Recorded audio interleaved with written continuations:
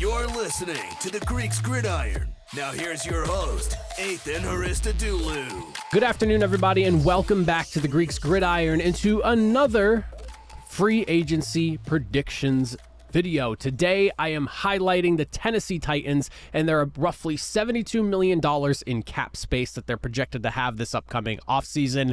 In going over players I would like to see the team re-sign and or kind of expect to see them re-sign, as well as talking some positional needs that I would like and or expect to see them go after as free agency officially commences about a little bit over a month and some change or so from now. So I invite you Titans fans to comment down below.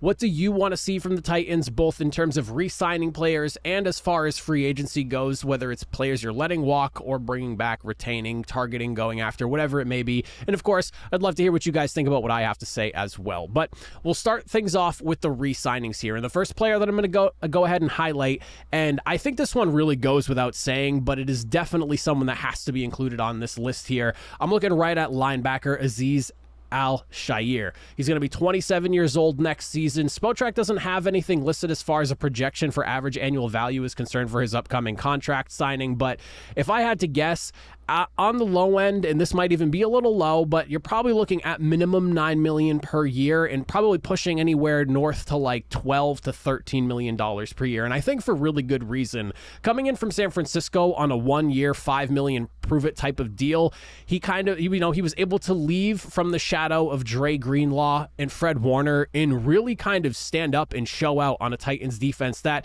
definitely had some ups and some scary downs this past season. Sitting on 163 tackles, he had 9 tackles for a loss, coupled with a pair of sacks as well, and a sub 70% completion percentage going his way.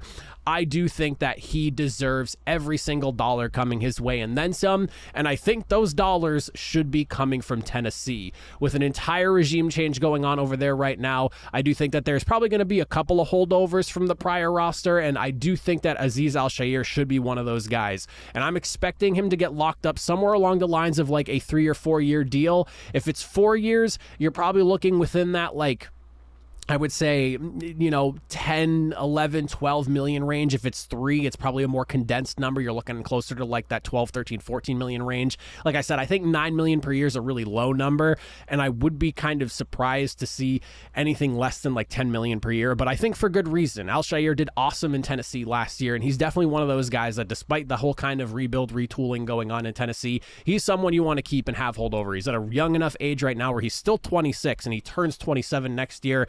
Definitely someone worth holding over from last year's roster.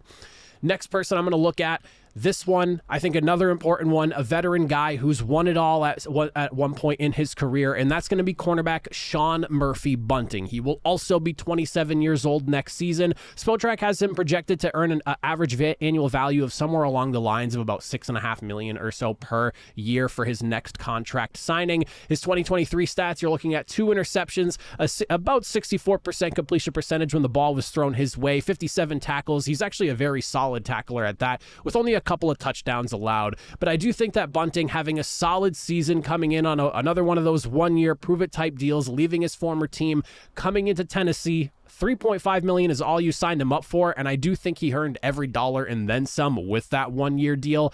And you couple that with the fact that Denard Wilson is going to be your defensive coordinator, a defensive back specialist coming from Baltimore, you could have yourself a really good secondary under his tutelage. And on top of that, I do think that he would want a guy that is as skilled, a veteran, and a guy who has been there and won that back during his time in Tampa Bay. This signing is a veteran signing. Again, another one of those holdovers from last year's roster that I think could wind up finding himself still in Tennessee, maybe for a little bit more than what he signed last year, but I think a well-earned and deserved contract. And again, there's probably going to be some turnover as far as the secondary is concerned in Tennessee. I would be kind of surprised if we don't see at least some changing going on there. So I think keeping a guy like Sean Murphy-Bunting around at least gives you a solid piece to continue to kind of rework and start really rebuilding your secondary around. The third guy I have here, and this is someone that's more of I would be curious to see what Titans fans think on this one, and people that are outside of the Titans might not necessarily know the name here, but someone that I definitely think is worth keeping around here, considering how young he is as well, is exclusive rights free agent linebacker Jack Gibbons. He's going to be 26 years old, currently sitting at only 25. In 2023, earned himself a starting role, played plenty of snaps this season, 95 tackles, 3 tackles for a loss. He had a sack and a 66.7% completion percentage allowed when the football was thrown his way. He was an undrafted signing in 2022 and ultimately found himself playing significant amount of time during this past season. And I do think that with the situation that he's in, being an exclusive rights free agent, the Titans could theoretically just bring him in on at the league minimum, which is going to be roughly about $850,000 or so, give or take, maybe a little bit more. I don't know what the exact increase is, if there is going to be one as far as that number is concerned, but that's what I found based off research for linebackers, and the minimum at their position was concerned.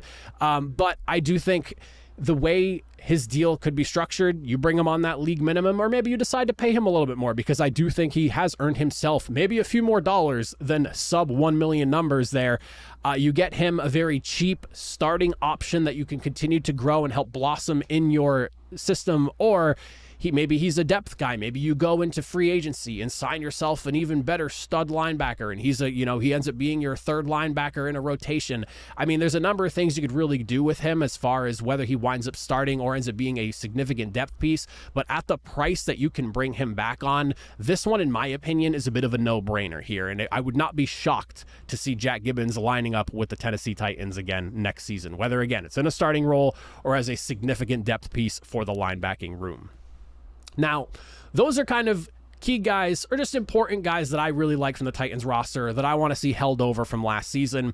As far as what I would like to see them do, though, going into free agency, a little bit of a different story here. First thing we're going to look at as far as positional targets are concerned, I think offensive line is something that you can basically just generally slap on here and be happy with that nonetheless. Whether you're talking interior or exterior, Tennessee's offensive line is no longer the dominant unit that it once was. I think Peter Skoronski is probably the only person you could look at this very moment and be like, yeah, I absolutely 100% want him starting next year. Everyone else, if they're gone, sorry, but it is what it is. I do think that with starting caliber players like center Connor Wilson, right tackle Jonah Williams, offensive guard Ezra Cleveland, Mike Onwenu, or maybe Tyron Smith, if he's available, on top of that, potential cap casualties of players that are going to end up getting cut that we may not be anticipating yet. This is going to be a really good class to be in the market for offensive linemen. And this is one of those things where I expect a double dipping to happen, where you probably see a starting caliber offensive lineman get brought in during free agency, but you're also going and drafting a guy or two as well. This is not like use the free agency time to get offensive linemen and don't sniff or touch it in the draft. But absolutely, I expect to see a starting caliber player signed, and on top of that, you're probably going to double dip, maybe even triple dip in the draft and get yourself 2, maybe even 3 guys on top of that. But definitely offensive line, and this is a really good year to be in the market for offensive linemen, especially when you're looking at the interior side of things. Wide receiver is definitely something else I think is worth looking at in free agency. I don't really know if, even with DeAndre Hopkins still under contract for one more season, if he's going to be around next year.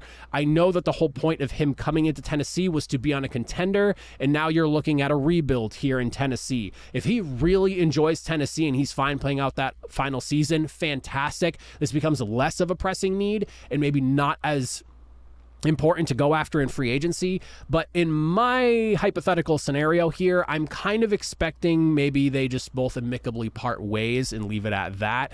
I think that the wide receiver room definitely could use some upgrading beyond just DeAndre Hopkins, whether he is or isn't here. Obviously, if he isn't here, it becomes even more of a pressing need. But I mean, Nick Westbrook-Akine was your number 2 in receptions last season with only 28 catches. That's as far as wide receivers are concerned. I should specify that. And this year's free agent wide receiver class is definitely one of those that are shaping up to have, at the very least, a potential ton of talent here. Obviously, the big names you're looking at, like T. Higgins, Mike Evans, Michael Pittman, Odell Beckham, and realistically speaking, all 4 of those guys might not even make it to free agency, but there is a possibility that maybe at least one of them do. And then there's even those guys that are maybe the tier right below them, guys that are strong number 2s or maybe borderline number 1, depending on what roster they're on. Guys like Gabe Davis, Calvin Ridley, Darnell Mooney, Rashid Shaheed, Cedric Wilson, Kendrick Bourne, Curtis Samuel.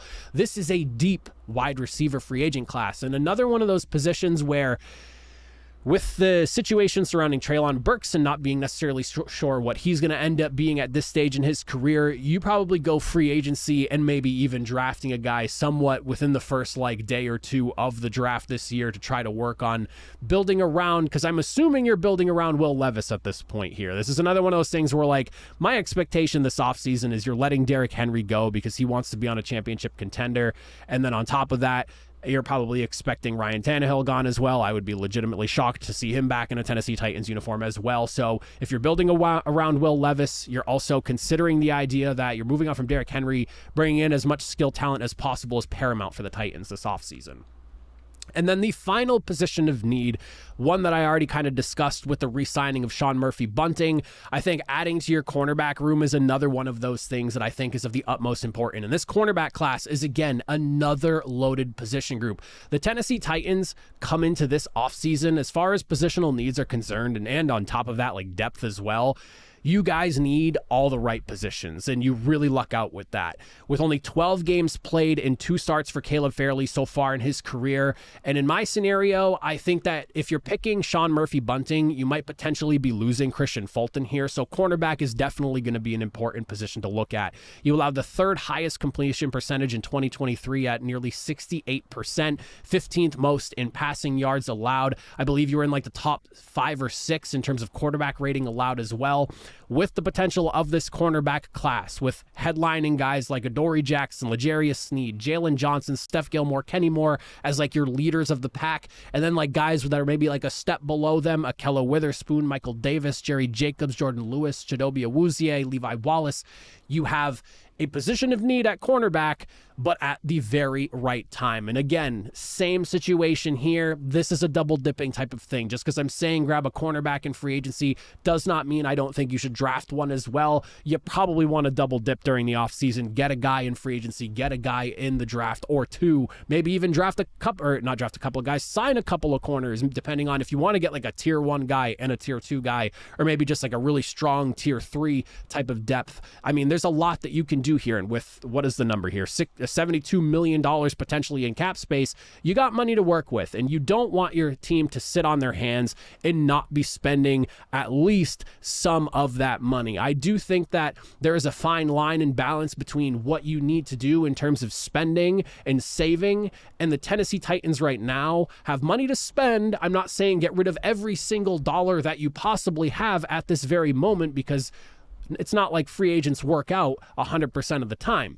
but you should be investing, especially when it comes to wide receiver and cornerback, to elite positions of need and elite positions in terms of just the hierarchy in the NFL in importance. Those are positions that you should be willing to spend on and bring in quality players that are already established. Yes, the draft is nice. It's fun to be excited about young potential guys, but you also want to have guys that are established coming in as well, especially as you go through this regime change and you're looking to kind of reset your system here. You want quality guys on your roster that you know are proven and are ready to go from day one, and not just bank on draft picks. But those are guys I'd like to see re-signed, positions of need, and maybe some players I could see the Tennessee Titans targeting going into free agency. Titans fans, again, I invite you all to comment down below. Let me hear your thoughts and opinions on my thoughts and opinions, and of course, what you would like to see from the Titans this offseason. But that's it for me. I greatly appreciate it if you made it all to the way to the end here. I will see you all next time. Have a good one.